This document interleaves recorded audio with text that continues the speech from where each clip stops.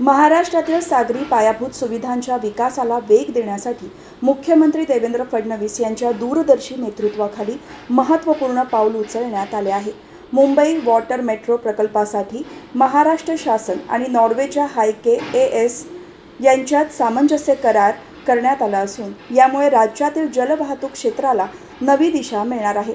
मुंबई महानगर प्रदेशातील वाढत्या वाहतूक ताणाला पर्याय म्हणून जलवाहतूक ही अत्यंत प्रभावी आणि पर्यावरणपूरक व्यवस्था ठरू शकते.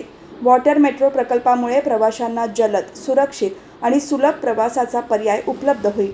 या करारामुळे मुंबई आणि परिसरातील जलवाहतूक अधिक गतिमान होणार असून प्रवाशांचा वेळ वाचणार आहे.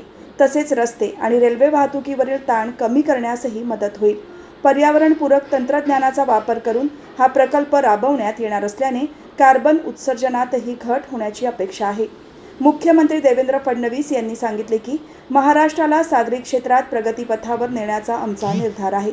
आधुनिक तंत्रज्ञान आणि आंतरराष्ट्रीय सहकार्याच्या माध्यमातून राज्यातील पायाभूत सुविधा अधिक सक्षम करण्यावर आम्ही भर देत आहोत. या प्रकल्पामुळे केवळ प्रवास सुलभ होणार नाही तर पर्यटन, रोजगार निर्मिती आणि स्थानिक अर्थव्यवस्थेलाही चालना मिळणार आहे. मुंबई वॉटर मेट्रो प्रकल्प हा महाराष्ट्राच्या सर्वांगीण विकासाचा महत्त्वाचा टप्पा ठरणार असल्याचेही त्यांनी स्पष्ट केले. एकूणच मुख्यमंत्री देवेंद्र फडणवीस यांच्या नेतृत्वाखाली महाराष्ट्र जलवाहतूक क्षेत्रात नवे मानदंड प्रस्थापित करत असून हा करार राज्याच्या विकासाला नवी गती देणारा ठरणार आहे.